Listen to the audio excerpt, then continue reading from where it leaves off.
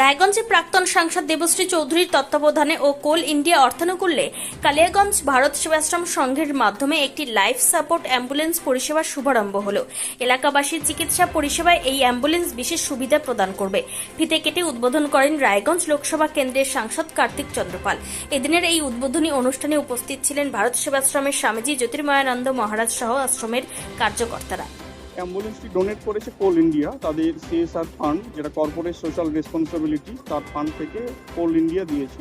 তো এটা একদম আধুনিক অ্যাম্বুলেন্স, যেখানে ট্রমা কেয়ার, যেটা আমাদের এমপি সাহেব বললেন, যেখানে একদম আইসিইউ থেকে শুরু করে সমস্ত কিছু ব্যবস্থা রয়েছে, লাইফ সাপোর্ট সিস্টেম রয়েছে। তো এটা আমরা আজকে পেলাম, উদ্বোধন হলো, আমরা খুবই আনন্দিত। আশা করি এখানকার স্থানীয় মানুষের, সাধারণ মানুষের কাজে লাগবে, সাধারণ মানুষ উপকৃত হবে।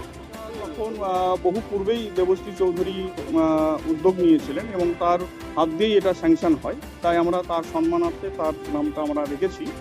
এবং আমাদের বর্তমান সাংসদ কার্তিকবাবু, তিনি উদ্যোগী হয়েছিলেন যাতে আমরা এটা ভারত সেবাশ্রম সংঘ পাই, তার জন্য তিনি অক্লান্ত প্রচেষ্টা করেছেন। তার জন্য আমরা তাকে আশ্রমের পক্ষ থেকে অনেক অনেক ধন্যবাদ জানাচ্ছি।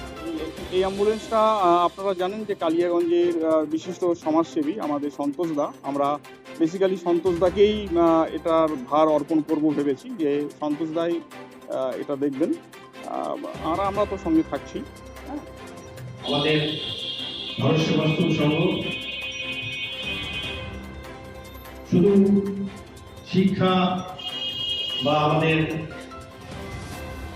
ধর্ম এগুলোই নয়, সামাজিক কাজে এগিয়ে এসছে। কিছুদিন আগেই আমাদের বিরোধী দলনেতা মাননীয় শুভেন্দু অধিকারী মহাশয়ের হাত দিয়ে এবং ওনার সহযোগিতায় আমরা একটা ডেড বডি রিকভারি ভ্যান পেয়েছি। এবার আমরা একটা অ্যাম্বুলেন্স পেতে চলেছি, যে অ্যাম্বুলেন্সের গুরুত্বটা অনেক, কারণ একটা ট্রমা কেয়ার অ্যাম্বুলেন্স, এর মধ্যে লাইফ সাপোর্ট সিস্টেম রয়েছে।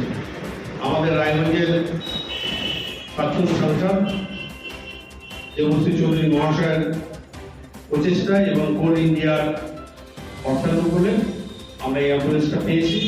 এটা আমরা অনেক আগেই আমাদের মানুষের পরিষেবার জন্য আমরা উৎসর্গ করতাম, কিন্তু ঠিক ভোট চলাকালীন মডেল কোড অফ কন্ডাক্ট ছিল, সেই জন্য তখন আসার পরেও এটার আনুষ্ঠানিক উদ্বোধন হয়নি। আজকে এখানে আমরা যারা সবাই রয়েছি, সবাই মিলে আজকে আমরা মানুষের কল্যাণে, মানুষের পরিষেবা দেওয়ার জন্য আমাদের এই অ্যাম্বুলেন্সটা আমরা মানুষের কাজে উৎসর্গ করবো। এবং তার সাথে ভারত সেবাশ্রম সংঘ আবারও একটা ভালো জায়গায় যাচ্ছে সমাজের ক্ষেত্রে। আগামী দিনে হয়তো আরো অনেক পরিষেবা আমরা আমাদের এই আশ্রম থেকে দেব।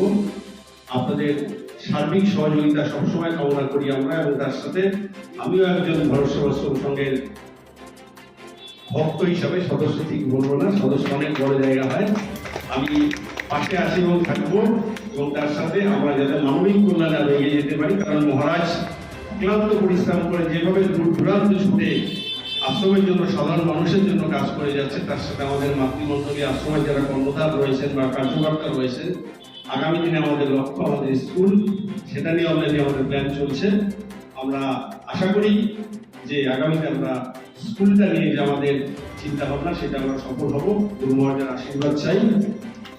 বাকি আপনারা সবাই আছেন, আমরা সবাই মিলে আজকে আমাদের ভারত সেবাশ্রম সংঘের যে নতুন একটা পরিষেবা, সেই পরিষেবা আমরা সবাই মিলে চালু করব।